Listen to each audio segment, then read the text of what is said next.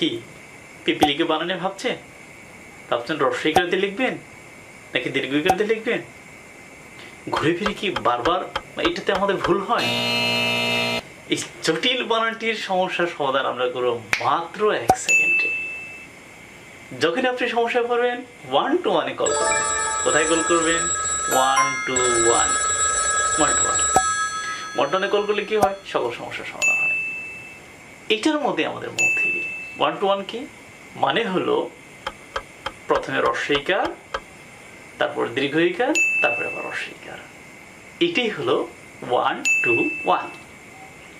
আবার বলছি 121 রস্বইকার, দীর্ঘইকার, রস্বইকার।